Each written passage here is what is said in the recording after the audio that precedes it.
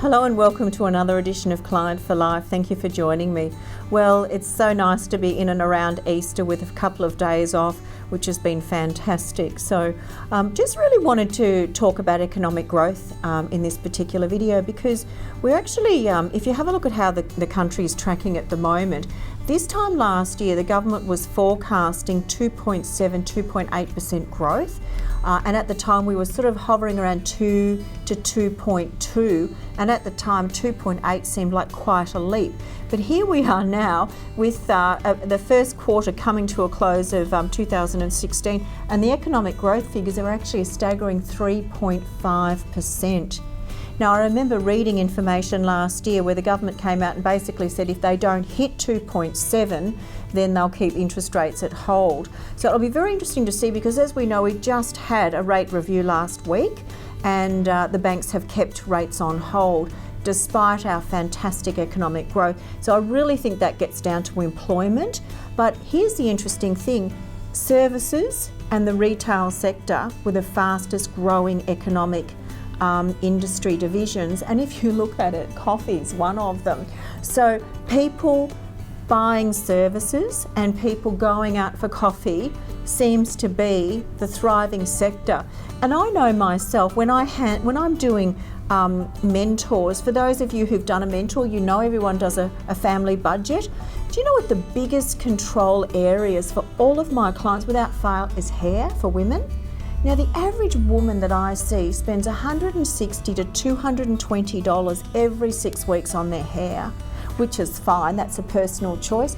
For men, it's the Foxtels and it's all those sort of sporting services. So if you think, and going out for dinner these days is not cheap. Going out for coffee adds up. I was in town the other day and I paid nearly $5 for a cup of coffee. So, you know, who'd have thought? So I think at the end of the day, it's not surprising that they're the fastest growing sectors. And, you know, more people are wanting their houses cleaned, more people are having their lawns mown. So it certainly is that runaway industry, which is fabulous if you're involved in services.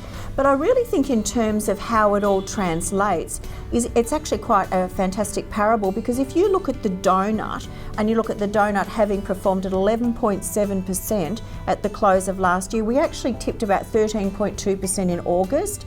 To have the year close and the economic data show that we're up to 3.5% growth, which is the healthiest type of growth. I don't know if you know, but for an economy to really thrive, you need about 3.5% growth, because things actually need to keep trending upwards so that an economy is healthy. So we're at that absolute tipping point now of where the economy needs to be. The real estate market has had an absolute bull of a year, and now we're just curving off.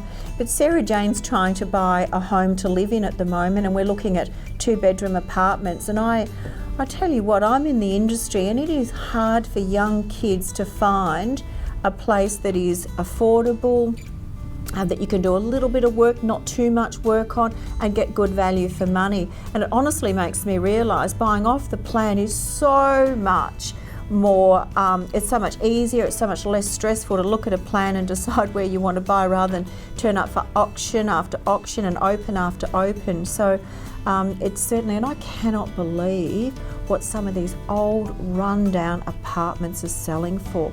They're talking $680,000 for a 2-bed with a carport in East St Kilda at the moment. It's just staggering. So I'd like to say that sector of the market is peeling back, but I can't see any evidence of it whatsoever.